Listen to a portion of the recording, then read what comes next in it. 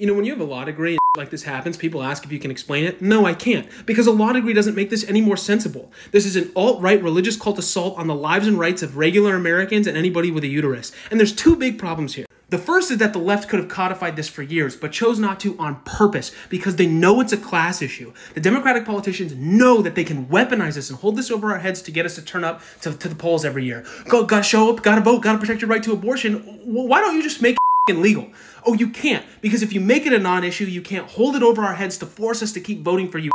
They have dangled this issue above our heads for so long that it's now literally do or die. And this right here is why I'm always so adamant on saying we have to replace the Democratic Party with better candidates. Because first and foremost, as he pointed out, the Democrats have had decades to codify Roe v. Wade. In fact, they've had 11 majorities. That means that they've had a majority in Congress and the Senate 11 times since 1973. And they haven't codified Roe v. Wade. Obama, on his 2008 platform, who ran and said that one of the first things he would do was pass and codify Roe v. Wade. But he didn't do it. And his excuse was, this just isn't a big part of my agenda right now.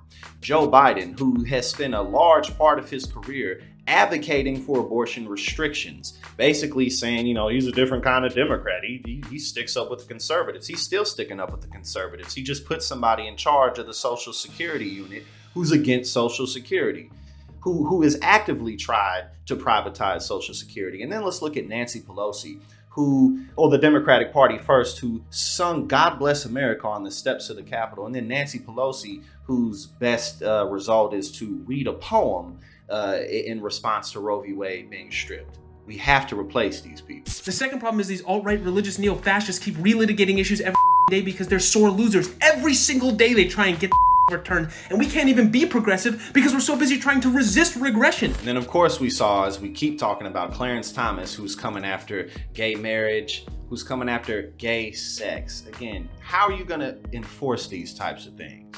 The country is moving backwards. And by Clarence Thomas's logic, then you might as well go after interracial marriage as well, because how are these things not parallel? How are these things not lining up? Because it's not about principle. It's not about precedent. It's not about any of those things. They just do what they want. They just do whatever their political activist impulses lead them to do. And again, the Democrats have had decades to stop this.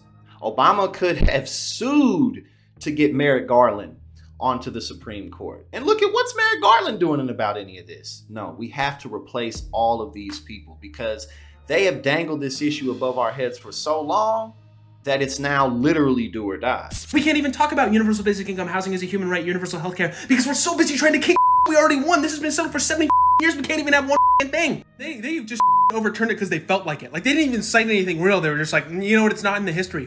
You. And let's talk about that good old Republican principle. Now, if ever they are to take the Congress and the Senate and the White House, which, you know, that happens frequently. You know, both parties will have all the chambers. That happens all the time, which means that it's probably not going to be that long before the Republicans take control of both chambers, even if that's this year. So if that happens, do you think that all that talk about, no, we have to maintain the filibuster, you think that they really care about that? You think that with all this talk about a straight 50-state abortion ban, that they wouldn't go ahead and just, you know, end the filibuster so that they could pass a federal abortion ban? You think they wouldn't do that? You think they wouldn't end the filibuster to continue to make it more difficult for people to vote and to fight back against the things that they're doing because they're fully aware that the actions that they're taking are extremely unpopular with the majority of Americans? They're fully aware of this. So let's talk about their Republican principle, because if they take both chambers, they are absolutely going to try to pass a 50-state ban. That's why we got to replace these Democrats, because they ain't going to do nothing about it.